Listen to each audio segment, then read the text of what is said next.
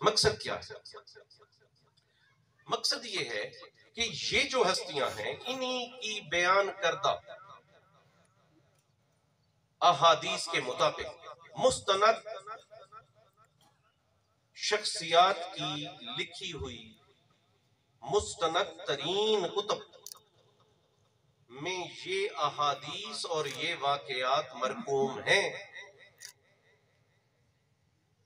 جس میں خود فرماتے ہیں سرکار محمد مصطفیٰ صلی اللہ علیہ وآلہ وسلم، سرکار امیر المومنین علی ابن ابی طالب علیہ السلام اور اہل بیت اطہار علیہ السلام کی مقدس ہستیوں کی کئی فرمان موجود ہیں، جن کی میں وقت کی قلت کی وجہ سے کوئی سارے وہ فرامین اور احادیث نہیں پڑھوں گا، لیکن اہل علم حضرات بیٹھے ہیں کہ ایسی فرامین موجود ہیں جس میں ان ہستیوں نے خود فرمایا ہے کہ اللہ نے اپنے نور سے کچھ نور اخذ کیا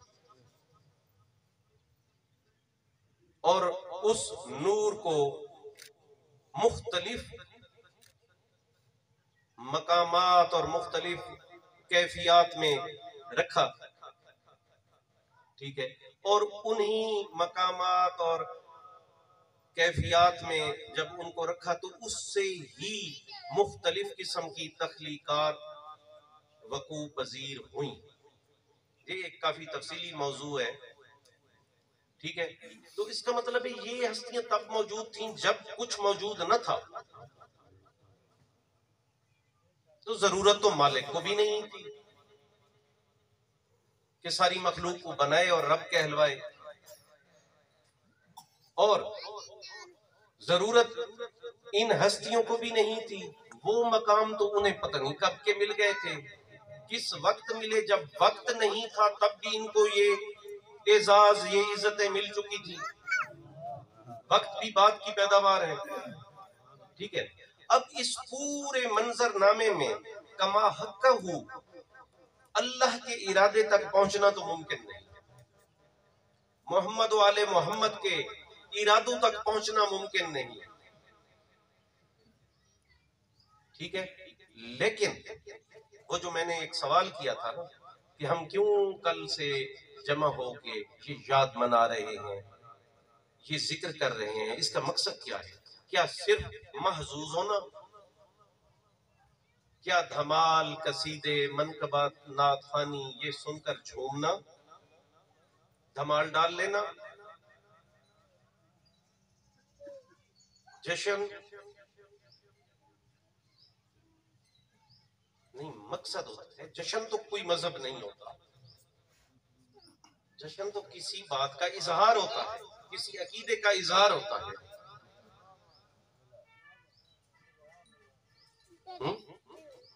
تو میں جو عرض کر رہا تھا کہ دیکھیں اللہ پاک نے جب فرمایا کہ میں ایک چھپا ہوا خزانہ تھا اور مجھے چاہت ہوئی تو اپنے تعارف کے لیے میں نے کائنات بنا، تو ایک جملہ اس ضمن میں کہنا چاہوں گا اور اس کے بعد اپنی گفتگو تمام کروں گا کہ چاہت کس کی ہے؟ اللہ کی، یہ منور شاہ جی، چاہت کس کی ہے؟ اللہ کی، یعنی آپ کی اور میری چاہت پوری ہو بھی سکتی ہے، نہیں بھی ہو سکتی، اللہ کی چاہت اللہ کا ارادہ ہے اور اللہ کا ارادہ ہی کن ہے، جسے ہم کن کہتے ہیں یا جسے کن کہا گیا ہے وہ کیا ہے؟ وہ اللہ کا ارادہ ہے، اور یہ ہو نہیں سکتا کہ ارادہ اللہ کا ہو، کن ہو اور پوری نہ ہو، یہ تو نہیں ہو سکتا۔ تو اس کا مطلب ہے اگر اس ساری کائنات کی تخلیق کا مقصد یہ تھا کہ اللہ کا تعارف ہو، تو پھر علیانی صاحب حق بنتا ہے کہ سب کو اللہ کا تعارف ہونا چاہیے۔ اب میں آپ سے سوال کروں گا، کیا آپ جو حضرات تشریف فرما ہیں آپ یہ دعویٰ کر سکتے ہیں کہ آپ کو اللہ کا تعارف ہو چکا ہے؟ آپ کا جواب نفی میں ہوگا، نہیں میں ہوگا، تو پھر یہ کیا بات ہوئی؟ ارادہ اللہ کا ہے، ابھی تک پورا نہیں ہوا، ہم سب کو اللہ کا حقیقی تعارف ہی حاصل نہیں ہوا۔ اللہ کہہ رہا ہے کہ میرا ارادہ تھا، کن بھی ہو گیا، کام بھی نہیں ہوا۔ ٹھیک ہے نا؟ سوچنا پڑے گا، نہیں اللہ کا کن ضرور پورا ہوتا ہے، وہ پورا ہوا، اللہ کا تعارف ہوا۔ بس جن کو اللہ نے چاہا کہ اپنا تعارف کرا دے ان کو کرا دیا، جن کو تعارف ہونا تھا انہیں ہو گیا۔ ٹھیک ہے، اب یہ گفتگو میں کیا کہوں، طویل ہو جائے گی، لیکن میں گفتگو طویل نہیں کرنا چاہتا، آپ تھکے ہوئے ہیں، گرمی بھی ہے۔ بات یہ ہے کہ جب اللہ نے کن کیا اپنے ایک تعارف والا کن، تو کن میں دیر نہیں لگتی، تو پھر یہ بھی سوچنا پڑے گا کہ کن کے وقت کچھ لوگ موجود تھے، کچھ ہستیاں موجود تھیں کہ ادھر کن ہوا، ادھر انہیں تعارف ہو گیا، تخلیق تو بعد میں ہو رہی ہے۔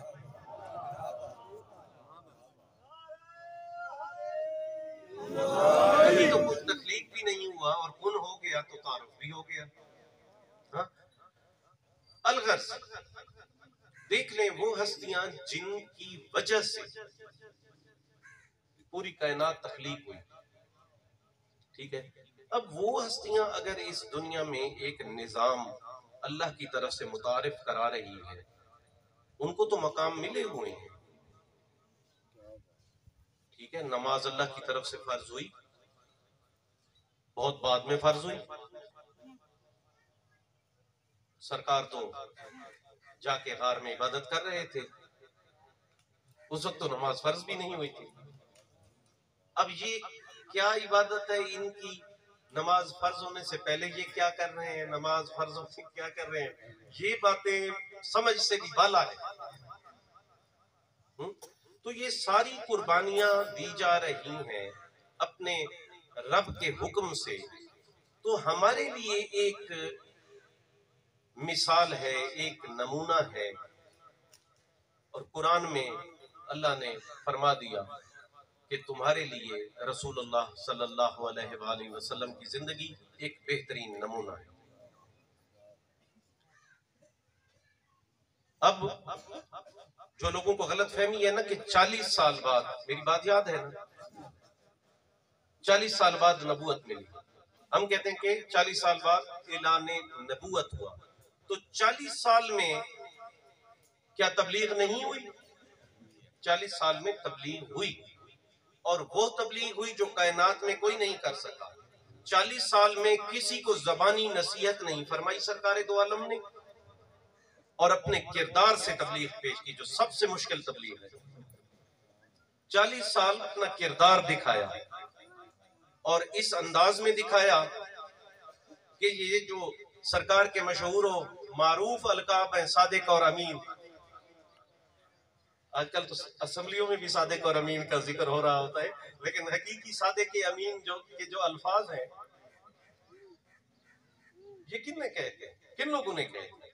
اگر آپ کہیں کہ مسلمانوں نے کہے تھے تو ابھی تو اعلان نبوت نہیں ہوا، اعلان نبوت ہوا، لوگوں نے کلمہ پڑھے، بعد میں وہ مسلمان کہلائے، ابھی تو اعلان نبوت بھی نہیں ہوا اور لوگ کہہ رہے ہیں صادق اور امین، تو یہ تو کافر کہہ رہے تھے۔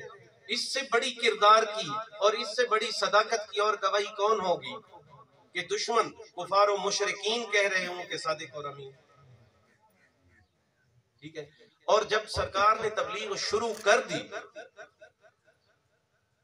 اور اہل مکہ کے ساتھ، کفار کے ساتھ بہت دشمنی والا ماحول بن گیا، تب بھی لوگ اپنی امانتیں تب بھی رکھ رہے ہیں، دشمنی بھی ہے۔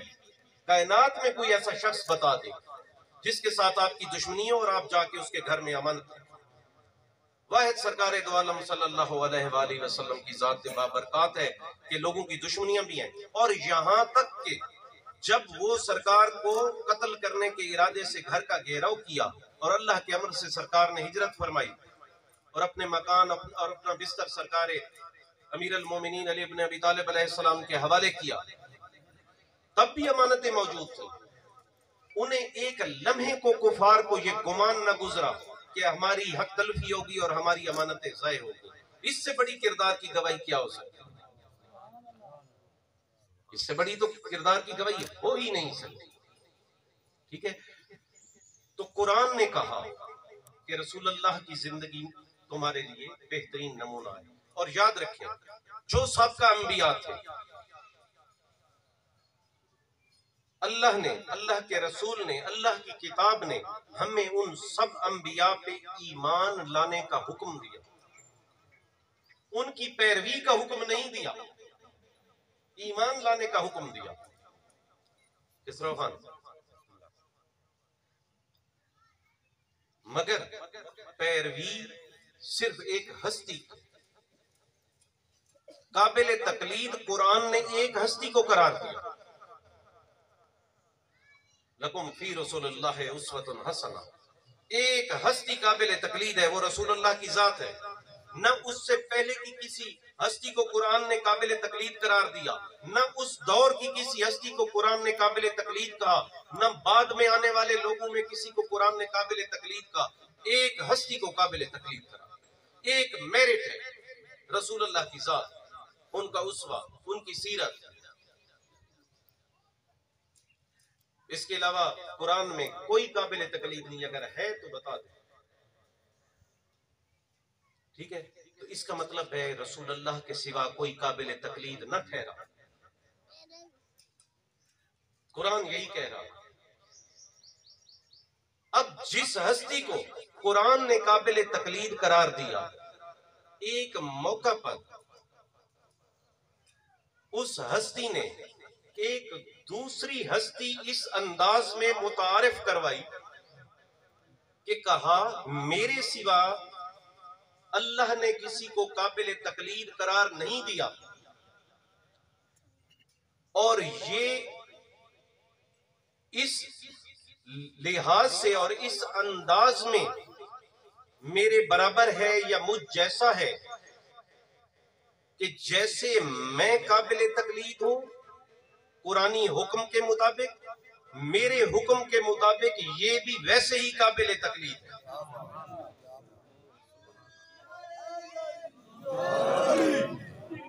اب ہم حسینی فقراء ہیں، ہمارا کسی سے کوئی جھگڑا نہیں، اور بہت سارے لوگوں سے جھگڑا ہے بھی۔ جھگڑا کس بات کا ہے؟ جھگڑا انہی باتوں کا ہے کہ رسول اللہ سے وابستہ جو بھی شخصیات ہیں قابل احترام سے، قابل تقلید کوئی نہیں ہے، یا رسول اللہ کی ذات ہے قرآنی حکم کے مطابق، یا پھر رسول اللہ کے حکم کے مطابق، پھر ان کے 12 وصی قابل تقلید ہے۔ اس کے علاوہ کوئی بھی قابل احترام ہو سکتا ہے، قابل تقلید نہیں ہے، ٹھیک ہے؟ تو میرا عرض کرنے کا جو مقصد تھا اور جو میں نے درجہ بدرجہ آپ کو سمجھانے کی کوشش کی، اب میرا آخری پیغام یہ ہے کہ وہ والی بات میری یاد ہے، کون سی والی؟ کہ میں نے کہا تھا کہ ہم کیوں جمع ہیں رات سے،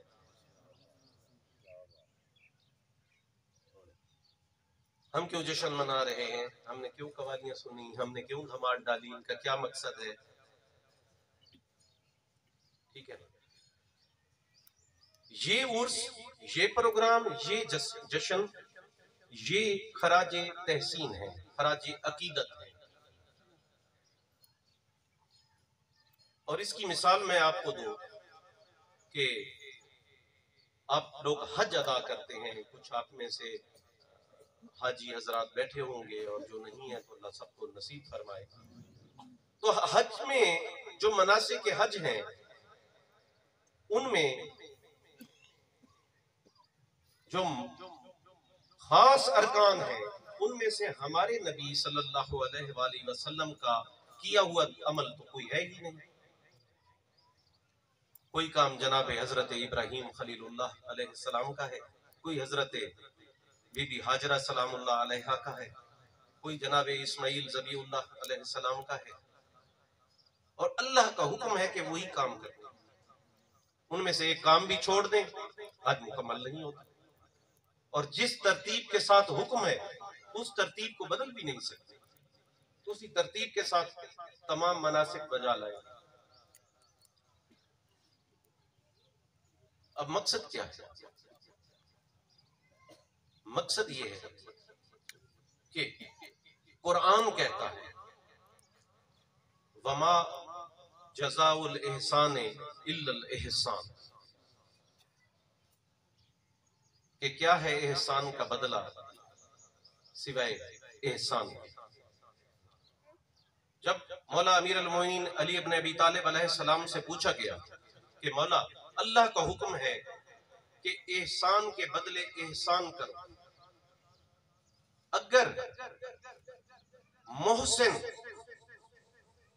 اتنا عظیم ہو کہ انسان اس کے احسان کا بدلہ چکانے کی حالت میں نہ ہو، یا محسن ظاہراً موجود نہ ہو، تو کیا کیا جائے؟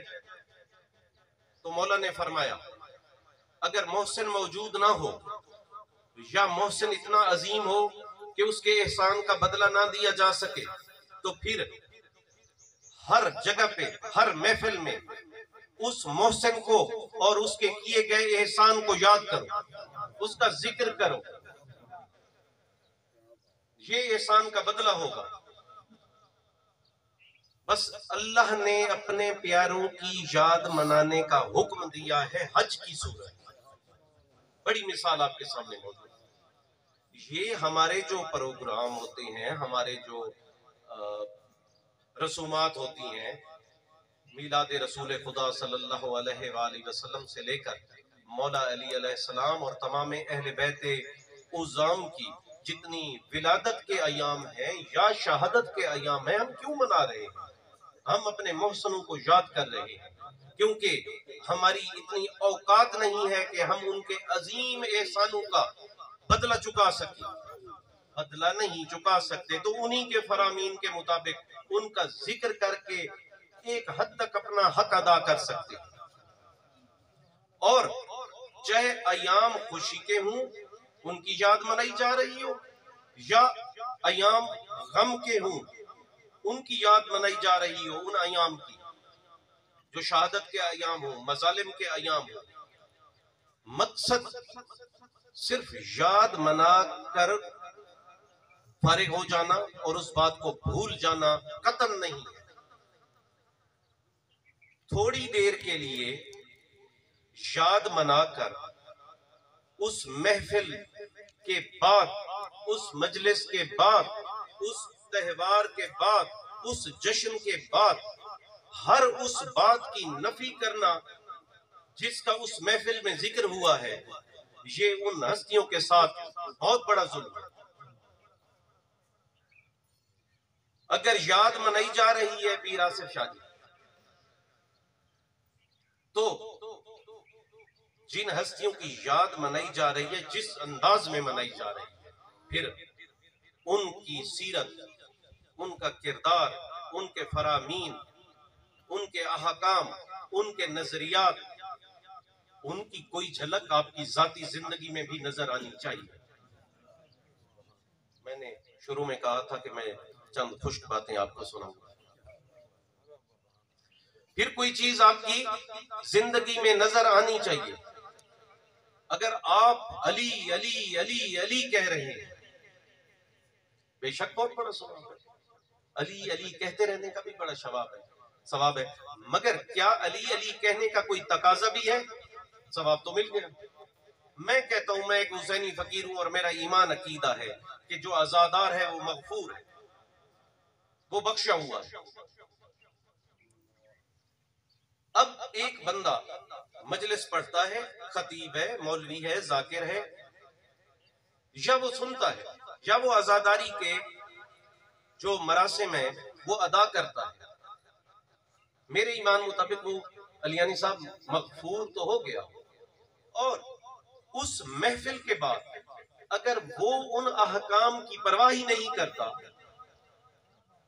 اگر پھر بھی وہ مغفور ہے تو یہ تو کرم ہے اللہ کا اور ان مقدس ہستیوں کا کہ وہ پھر بھی مغفرت عطا کر رہے ہیں۔ ہمارا کیا حق بنتا ہے؟ وہ مسلمان ہونے کا کیا تقاضا ہے، وہ مومن ہونے کا کیا تقاضا ہے، وہ ولایت امیر المومنین پہ ایمان رکھنے کا کیا تقاضا ہے، وہ عزادار سید الشہداء ہونے کا کیا تقاضا ہے، کہ ہمارا عقیدہ، ہمارا مذہب صرف رسومات اور تقریبات تک محدود ہو، یا ہمارا کردار ہمارے عقیدے کی گواہی بن کر سامنے آئے۔ ٹھیک ہے نا؟ ہونا چاہیے نا، کیوں نہ ہو ایسا کہ بندہ کہے کہ یہ وہ لوگ ہیں جو حسین حسین کرتے ہیں، اور وہ بندہ کہے کہ میرے عقیدے مطابق یہ لوگ ٹھیک نہیں ہیں، مگر یار ان کی بات جو ہے نا وہ ایک بات ہوتی ہے، جو کہتے ہیں وہی کرتے ہیں، جس عقیدے کا پرچار اپنے ممبروں پہ کرتے ہیں، اپنی محافل میں کرتے ہیں، ان کا کردار بھی ویسا ہی ہے۔ یہ ٹھیک نہیں ہے مگر کردار وہی ہے جو عقیدہ ہے۔ دشمن اتنا تو کہے نا، اگر ہم کچھ کہیں اور کریں کچھ اور۔ آخری بات کہ ہمارے ممبروں پہ اور ہماری محافل میں دو باتیں، دو راستوں کا ذکر ہوتا ہے، دو قرآنی راستوں کا ذکر ہوتا ہے۔ قرآن میں دو راستے بتائے گئے ہیں، اِنَّا هَدَيْنَاهُ السَّبِيلَ اِمَّا شَاكِرًا وَإِمَّا كَفُورًا، کہ ہم نے دو راستے دکھا دیے ہیں، کوئی چاہے تو شکر کرنے والوں میں شامل ہو جائے اور کوئی چاہے تو کفر کرنے والوں میں شامل ہو جائے۔ اب دو راستے ہیں، ہمارے ممبروں اور ہماری محافل میں بھی ان دو راستوں کا ذکر ہوتا ہے۔ جب ذکر ہوتا ہے تو مقصد تو ایک راستے کے ذکر کا ہوتا ہے، لیکن دوسرے راستے کا ذکر خود بخود ساتھ ہوتا ہے۔ تو چاہے بندے خطاب کرنے والے ہوں چاہے سننے والے ہوں، سب کو دو راستوں کا پتہ بھی ہوتا ہے اور دو راستوں کا ذکر بھی ہوتا رہتا ہے۔ اب میں آپ تمام مومنین، سادات، فقراء، مقامی اور مہمان سارے لوگوں سے ایک جملہ کہہ کر اجازت دوں گا کہ ہم ذکر کریں شکر کرنے والوں کا۔ ایک بندہ خطیب بول رہا ہے اور وہ شکر کرنے والوں کا ذکر کر رہا ہے، آگے بیٹھے ہوئے لوگ نعرہ لگا کر، داد دے کر اس نظریے کی تائید کر رہے ہیں، اور وہ دعویٰ کر رہے ہیں اس بات کا کہ ہم سارے جتنے لوگ موجود ہیں ہم شکر کرنے والوں کے ساتھ ہیں۔ اور اس تقریب کے بعد، اس محفل کے بعد، اس مجلس کے بعد جب ذاتی زندگی گزارنے کا مرحلہ آئے تو دعویٰ ہو اما شاکروں والا اور کام ہو اما کفورا والے، اور یہ کر کے آپ کسی اور کو منافق کہیں اور اپنے گریبان میں نہ جھانکیں، اور منافق کون ہوتا ہے؟ بے شک جو بندہ امیر المومنین علی علیہ السلام اور اہل بیت رسول اللہ سے بغض رکھتا ہے، بھلے وہ کتنا مسلمانی کا دعویٰ کرے، وہ منافق ہے۔ اور ایک بندہ اگر علی کی محبت کا دعویٰ کرے، حسین کی عزاداری کا دعویٰ کرتے ہوئے جو ان کے دشمن ہیں، سیرت ان کی اپنائے، فرمان ان کے پڑھے، تو کیا وہ منافق نہیں ہے؟ وہ بھی منافق ہے میرے ایمان میں۔ اور امیر المومنین علی بن ابی طالب علیہ السلام کا فرمان ہے کہ منافق کا درجہ کافر سے بھی پست ہوگا جہنم میں۔ ٹھیک ہے؟ تو مومنین حضرات، ہمیں چاہیے یہ جو ہم نے رات جشن منایا، جو بزرگوں کا عرس منایا، اس کا مقصد یہ ہوتا ہے کہ ہم نے کہا کہ یہ جشن ولایت امیر المومنین ہے۔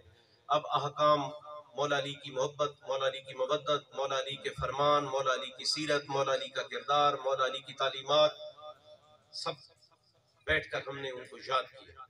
اس کے علاوہ ان پاک ہستیوں کی اولاد میں سے جو اولیاء کرام گزرے ہیں، جو ہمارے آبا و اجداد گزرے ہیں، جیسے اس پروگرام کو ہم نے منسوب کیا ہوا ہے سرکار پیر حاجی امام بخاری سرکار کے ساتھ، تو ان ہستیوں کو بھی یہ خراج عقیدت ہے ہماری دھمالیں، ہمارے ذکر، ہماری قوالیاں، ہمارے خطاب، ہماری محفلیں، ہماری دعائیں ان ہستیوں کو خراج عقیدت ہے اور اسی نظریے کے تحت ہے جو نظریہ حج کا ہمارا چلا. لیکن چاہے ذکر حج کا ہو، چاہے ذکر محمد و آل محمد کے گھرانے کا ہو، چاہے ذکر ان کی اولادوں میں سے ہمارے آباء و اجداد یا بزرگان کا یا سادات عظام کی عظیم ہستیوں کا ہو، صرف ذکر تک بات محدود نہیں رہنی چاہیے. جن لوگوں نے، جن ہستیوں نے ہمیں ایک راہ دکھا دی، ہمیں اس راہ پہ عمل کرنا ہے، ان نظریات پہ عمل کرنا ہے. یہ اگر صرف ہم ایک کسی مخصوص محفل کا نام مذہب رکھ لیں تو یہ ہم اپنے آپ کو دھوکہ دے رہے ہیں. مذہب آپ کے ایک دن کے 24 گھنٹے میں ایک لمحہ بھی غفلت ہو تو پھر اس کو مذہب نہیں کہتے. یہ کوئی جیسے ایک انگریزی کا لفظ استعمال کروں گا کہ مذہب کوئی پارٹ ٹائم جاب نہیں ہے، یہ فل ٹائم جاب ہے. یہ نہیں ہے کہ کسی لمحے میں آپ مسلمان ہیں جب آپ مصلی نماز پہ کھڑے ہیں، جب آپ محفل میں ہیں، ذکر محمد و آل محمد کی محفل میں نہیں، محفل میں نہیں، یہ آپ کی پوری زندگی کا احاطہ کرتا ہے. ورنہ یاد رکھنا، آخری تلخ بات، آخری کڑوی بات آپ تک پہنچا کے دعا کر کے اس کے بعد آپ لوگوں نے لنگر کرنا ہے، اور لنگر کرنے کے بعد جو رہنا چاہے بسم اللہ وہ رہ جائے، اور جو جانا چاہے تو یا علی یا علی. آخری تلخ بات یہ کروں گا کہ قرآن نے، اللہ نے ایسی 2 نمبری کرنے والوں پر ایک لعنت کی ہے جو کہتے کچھ ہیں کرتے کچھ ہیں. بڑی عجیب سی بات ہے آخری جملہ کہ اللہ نے فرمایا ہے ویل للمصلین. میرے دائیں بائیں 2 علماء کرام بیٹھے ہیں، خضر علیانی صاحب اور علامہ تقی شاہ صاحب. ویل للمصلین، لعنت ہے ان نمازیوں الذین ہم عن صلاتہم ساہون، جو اپنی نمازوں کو بھلا بیٹھتے ہیں. الذین ہم یراؤن، جو دکھاوا کرتے ہیں. وَيَمْنَعُونَ الْمَاعُونَ، اس کا سادہ ترجمہ یہ کروں گا کہ ایک دوسرے کے ساتھ اچھا برتاؤ نہیں کرتے. اب یہاں پہ کفار کی بات نہیں ہوئی، مشرکین کی بات نہیں ہوئی، منافقین کی بھی نہیں ہوئی، صرف بات ہوئی نمازوں کو بھلانے والوں. بھلانے کا کیا مطلب ہے؟ سارے اہل علم حضرات بیٹھے ہیں، علماء بیٹھے ہیں. بھلانے سے، نماز میں تو بھولنے کی بڑی گنجائش ہے کہ اگر آپ غلطی سے کوئی ایک رکن نماز کا بھول گئے، اگر سہمن بھول گئے تو آپ گناہگار نہیں ہیں. جان بوجھ کے تو کوئی بھی نہیں چھوڑتا نا کوئی رکن. اور اس کا پھر ایک طریقہ کار بھی ہے، سجدہ سہو ہے، یا بہت بات لمبی ہو جائے. مطلب یہ ہے کہ نماز میں بھول جانے سے، سہون بھول جانا اور کوئی اس میں غلطی ہو جانا گناہ نہیں ہے. ایسے ہی ہے. تو بھول جانے کا کیا مقصد ہے؟ بھول جانے کا وہی مقصد ہے کہ مسجد میں جا کے، مصلی پہ کھڑے ہو کے اللہ سے ایک عہد کیا، کچھ کلمات پڑھے، مسجد سے باہر نکلے، پھر ذاتی زندگی، ذاتی مرضی، اللہ سے کچھ کہا تھا، باہر نکل کر نماز تو پوری پڑھی، نماز میں کوئی غلطی بھی نہیں کی، مگر باہر نکل کر ان باتوں کو بھول گیا جو اللہ سے کر رہا تھا مصلی پہ کھڑے ہو. تو اب اللہ نے کیا کہا؟ ویل للمصلین الذین هم عن صلاتہم ساہون، لعنت ہے ان نمازیوں پہ جو اپنی نمازوں کو بھلا بیٹھتے ہیں. تو میرے بھائیوں کہنا پڑے گا اور ماننا بھی پڑے گا، صرف کہنا نہیں پڑے گا کہ جو بندہ ذکر محمد و آل محمد کی محفل میں آ کر بیٹھے، پڑھتا بھی رہے، سنتا بھی رہے، گریہ بھی کرے، داد بھی دے، نعرے بھی لگائے، اور اس کے بعد اس خاص محفل سے جب وہ باہر آئے، وہ سڑک پہ آئے، وہ محفل میں آئے، وہ کسی دکان پہ ہو، وہ بازار میں ہو، اپنے گھر میں ہو، اس کی ذاتی زندگی میں اگر یزیدی کردار کی جھلک نظر آ رہی ہے تو یہ بھی بہت بڑی عبادت ہے جو آپ لوگ کر رہے ہیں. ذکر محمد و آل محمد، نماز کی اپنی فضیلت ہے تو اس کی بھی اپنی فضیلت. وہاں پہ اگر ویل للمصلین ہے تو پھر ماننا پڑے گا کہ یہاں کچھ کہہ کر باہر کچھ اور کرنے والے تھے، وہاں پہ بھی پھر ویل للمصلین آتا ہے۔ یہ کوئی مرضی نہیں ہے کہ جیسی میری مرضی ہے ویسا دین ہے، دین کسی کی مرضی نہیں ہے۔ دین ان الدین عند اللہ الاسلام، دین اللہ کے نزدیک صرف اسلام ہی ہے۔ اسلام باتیں کرنے کا نام نہیں، اسلام وہ ہے جو قرآن بتا رہا ہے، اسلام وہ ہے جو محمد والے محمد علیہ السلام بتا رہے ہیں، نہ صرف بتایا کر کے دکھایا۔ تو یہ میرا پیغام تھا آج جشن ولایت امیر المومنین کا، کہ ہم حسینی ہیں، ہم ولایت والے ہیں، ہم بہت کچھ جانتے ہیں، ہم میں سے جتنے سادہ ترین آدمی ہیں وہ بھی بہت کچھ جانتے ہیں۔ تو ہمارے قول اور فعل میں تضاد نہیں ہونا چاہیے، ہماری باتوں میں اور ہماری زندگی میں منافقت نہیں ہونی چاہیے۔ ہم علی والے ہیں، ہمارا کردار ہمارے عقیدے کی گواہی دینے والا ہونا چاہیے۔ مولا آپ کو سلامت رکھے۔ بسم اللہ الرحمن الرحیم، اللہم کن لولیک الحجۃ بن الحسن صلواتک علیہ وعلی آبائہ فی ہذہ الساعۃ وفی کل ساعۃ ولی وحافظ وقائد وناصر ودلیل ومعین حتی تسکنہ ارضک طوعا وتمتعہ